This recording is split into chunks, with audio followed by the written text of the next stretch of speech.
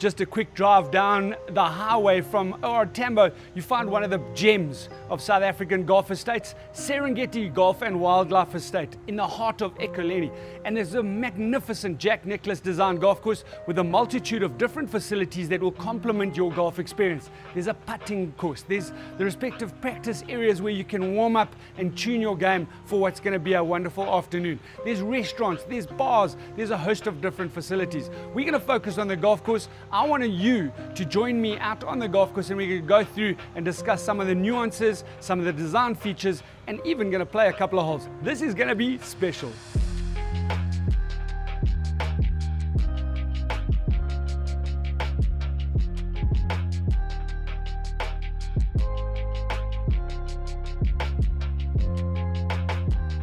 Welcome to the signature course at the magnificent Serengeti Golf and Wildlife Estate.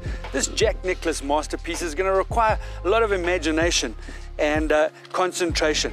Firstly, be sure you choose the right tee. We're going to focus on the members tees, or the white tees as they're called. Here, the opening hole measuring just 360 meters. And there's a couple of bunkers either side of the fairway, and there's a very distinctive bunker almost in the center of the fairway. That is your aiming zone, so to speak. And from there, you're going to give yourself a good opportunity to have a look at this green. Stroke 16 on the card. This par 4 is a relatively soft opening hole and get you ready for a wonderful round at this course. As you go over those bunkers, the fairway dips away and will ensure that you get a nice flat lie for your approach shot into this rather interestingly shaped green. It's almost pear-shaped on its side, big bunker waiting for anything wayward. The obvious shot is out to the right, and should you miss the green to the right-hand side, it's a relatively straightforward up and down. Lovely hole to get your game on the go. The second hole in the signature course measures just 311 meters from the club tees, and most golfers will be licking their lips as they anticipate driving it over all the bunkers which protect various parts of this fairway. The ideal shot here is to keep it left of the fairway bunker, which is very obvious in the shot. Up on the left hand side, you are going to be guaranteed of a nice flat spot to get yourself ready to approach this green. The green is a little narrow and a little bit shallow, one of the smaller greens on the golf course, so it will require some precision. But once again, anything out to the right hand side of the greenside bunker will be fine. Either on the green or just to the right will give you another opportunity to get up and down. Lots of golfers will have a go here. Those bunkers just short of the green measure about 285 off the tee, and at high altitude for the big hitters they'll be able to carry those bunkers and set up an eagle opportunity. But par at the second, you can be proud of yourself. The first par 5 on the signature course here at Serengeti Golf and Wildlife Estate is the third hole. It measures anywhere between 600 meters and 450 meters for the ladies. Stroke 14 on the card. You've got to choose the right tee, as we've said many times. A host of bunkers are there more to challenge you visually than anything else. You want to get yourself down the right hand portion of this fairway, and once you get there, you're going to have a different visual of what is presenting itself to you over the closing stretches of this rather long par 5. There's a couple of cross bunkers that might intimidate you a little bit. There's no need. Just have a full go down the right hand side, and that'll leave you with a relatively flat approach area. But if you're one of those players who's courageous and wants to have a go at the green, then you need to be cognizant of that water. Big bunker which protects the left hand side of the green, and one at the back. Lovely green, big undulations, and it slopes predominantly from right to left and from back to front. Birdie is a real bonus, but you can be very happy walking off with a par. Besides having a look at all these holes, it's sometimes really good fun to play one. And I can't come all this way to Serengeti and not play one of the holes, or maybe 2 or even 3. So we're going to choose the 4th hole, which is arguably one of my favorites, not because of any other reason, that it challenges every way that you can possibly play. We recommend you go down the left-hand side and you get it into the same place, but hey, you know what? I suffer from the Rambo syndrome. So I'm out with the driver and I try and fly it over all the bunkers. There's a host of bunkers, and if I do this properly, I'm going to get myself into a position where I should be able to set up a nice birdie opportunity. Funny enough, I've even got ball number 4, so that's a good omen. Hole number 4, ball number 4, and we're not going to make a 4, we're going to make a 3. And that starts with a good drive. So I want to just take it over the right edge of those bunkers down there. I'm quite comfortable that the guy on the fairway mower is safe. So here we go.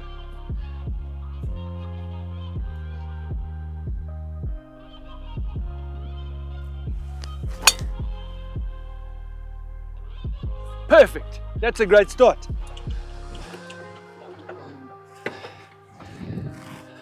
So the first part of the journey was the tee shot. I managed to just tiptoe over these bunkers in the fairway.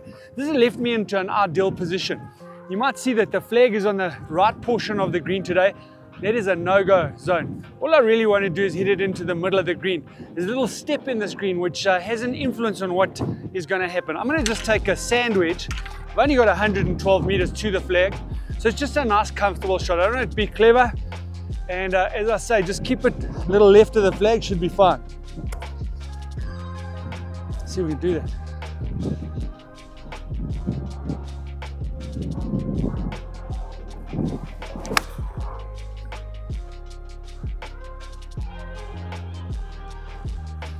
Little left of the flag is fine. Let's go and see if we can make birdie.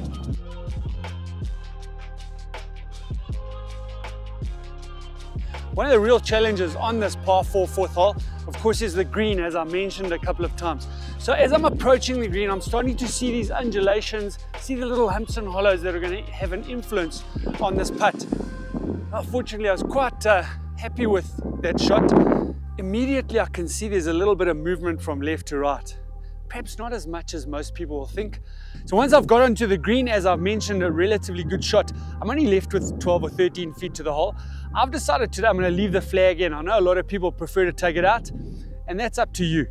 This has got a little bit of break from left to right, but having looked at it up and down from both sides, this is a relatively straight putt. So I'm going to keep my head nice and still, make a solid stroke. Let's see what happens.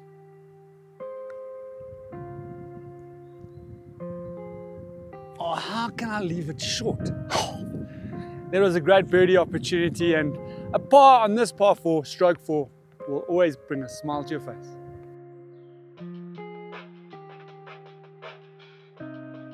On a par 3, everybody immediately has these expectations of having the perfect fluke, the hole-in-one. I must say I'm very fortunate I've had 8, but I've played a lot of golf. But I've got a really cool story.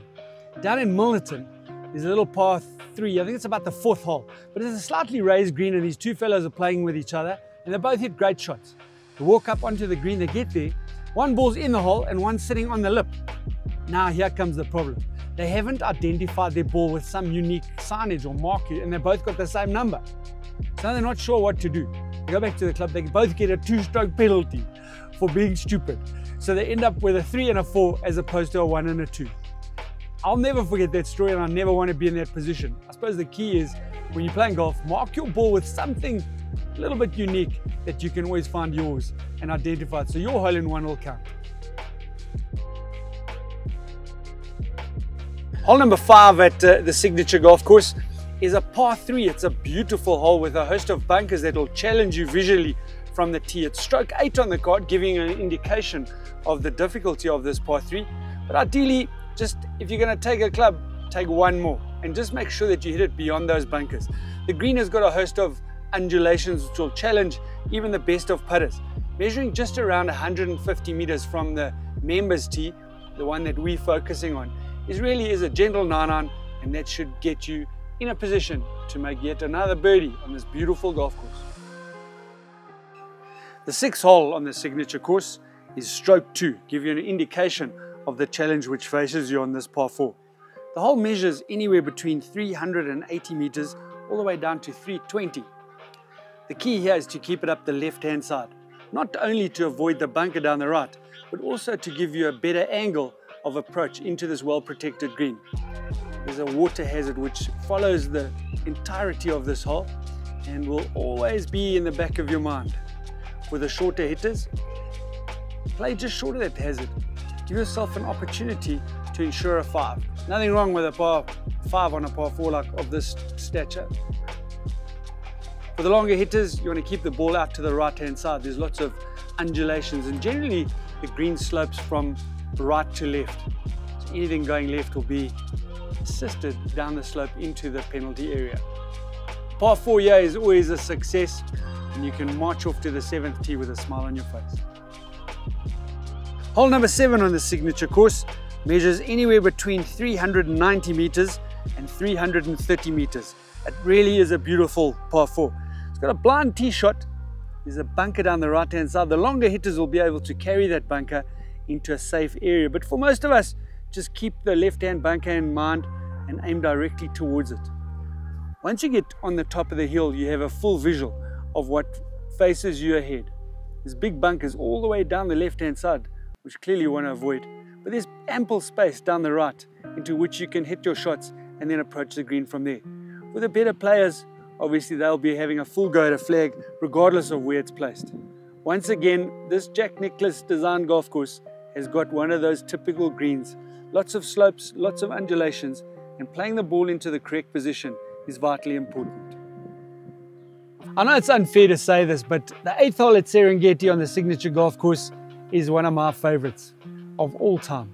And I suppose I have these amazing, wonderful memories of coming here in the entry, in the beginning of the growth of Serengeti, when the great Jack Nicklaus came here, and I was very fortunate to interview him about various things, but of course about this golf course. And he went into some of the details around the island green, and he had copied another, not copied, you never say that, but he had replicated something he had done in another golf course, and it just fitted perfectly into the land here and how it was positioned at Serengeti. So when you get down here, you always have this like excitement, because you can go for this green in 2, but you've got to be brave and you've got to be courageous, because the green is relatively small. It's surrounded by a host of bunkers, and he went into great detail as to why he had put that bunker up the left hand side. It's such a big bunker that it looks close, but it's actually quite far away. So for most golfers, you can't get to that bunker. If you get it down there and then you approach this island green, wow, it's a thrill. When you hit it on the green, it really is a thrill. And in the recent Tour Championship event that was hosted here by the Sunshine Tour in Serengeti, players were going in here with 3 woods, and that shows the different kind of skill set that tour players have. Hitting 3 woods from 240 meters out onto this green. This is a really, really, really cool challenge. I'm going to play it, and let's see how we get on. This is when things get really exciting. The 8th hole here at on the signature golf course is a wonderful par 5.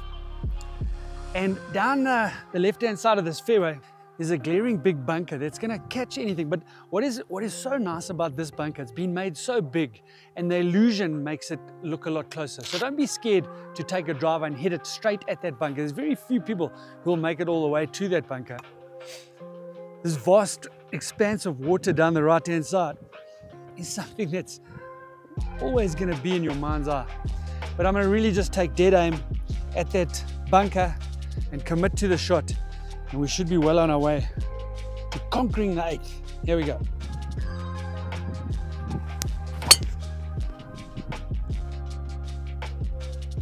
Just where I want to be.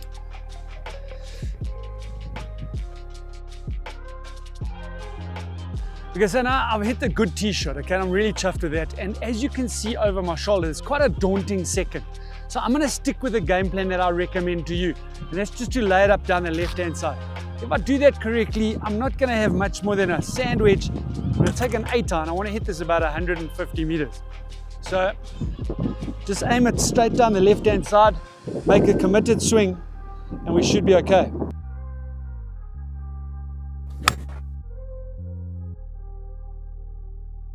That's just where I want to be.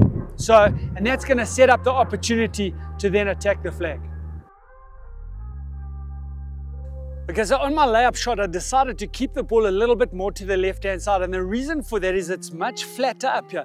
Anywhere closer to the water, it's on a little downhill, and that adds to the difficulty of the shot. Fortunately, I'm left with only a shot of 90 meters, so it's not that bad. That flag over there is just to tease you. I'm not even going for that flag. I'm just going to go middle of the green. That's the play. Remember, this is a low-stroke hole, and there's opportunity here. So just make a committed swing, because that's really what's required here.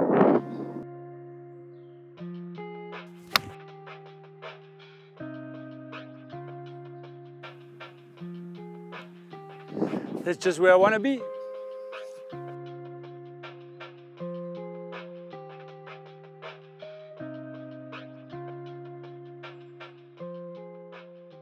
Couple off safely on the green, aim for the middle. It's worked its way down towards the flag. I haven't got a really difficult putt, it's relatively straightforward. Perhaps right edge. In you go. What a birdie. Just makes this hole more and more my favorite. Hole number 9 is a par 3 and it's a rather challenging one just before you make your way to the amazing halfway house. You've got to concentrate and focus. There's a little bit of water down the left hand side, but plenty of space to the right. It's a rather large green and often you'll find the flag towards the right hand portion of this green. There's a little run out area where you have the safety of keeping your ball nice and dry, and an up and down is always an option. There's a host of different tees here and they measure anything from 210 meters all the way down to 111. So I'm sure you'd want to take on the golf course from the appropriate tee. The big bunker in the background might be there just to save a wayward shot. Fantastic par 3 before you head off to the back 9. One of the most beautiful par 3s is the 12th here at the Serengeti Signature Golf Course, and this is a relatively tough shot. First thing I need to do is establish the distance. Got my rangefinder ready.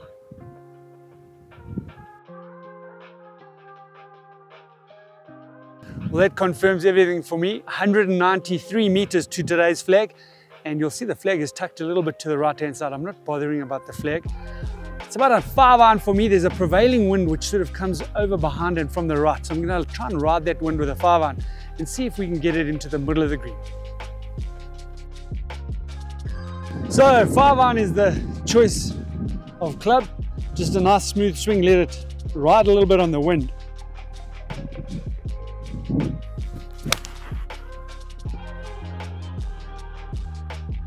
That's looking pretty good.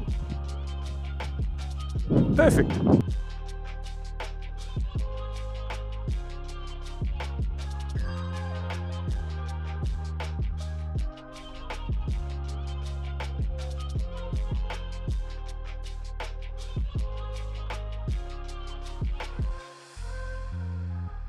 What I really like about this 12th hole is that visually, as I mentioned, there's quite a lot of bunkers, both on the right hand side and on the left.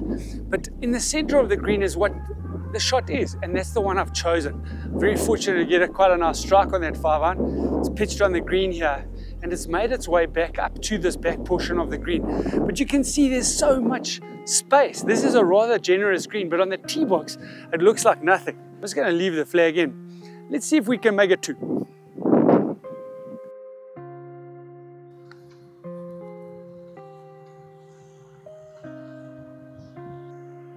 Boom! Well, isn't that just a wonderful way to finish a challenging hole? That's exactly where you want to be, in the hole. That was such a nice one putt and always gives you a sense of achievement. But you get back to the clubhouse and you tell someone you just hold a 20-footer, of course they hold a 25-footer. If you've hit a big drive on the 12th hole, they hit a bigger drive. If you had 2 3-putts, they had 3 3-putts, and so on. Listening is such a powerful tool. You should try it sometime. We're listening to somebody with the intention of understanding what they're going to say, as opposed to waiting for your chance to interrupt them. That's not the way it should work. Listen, it's great.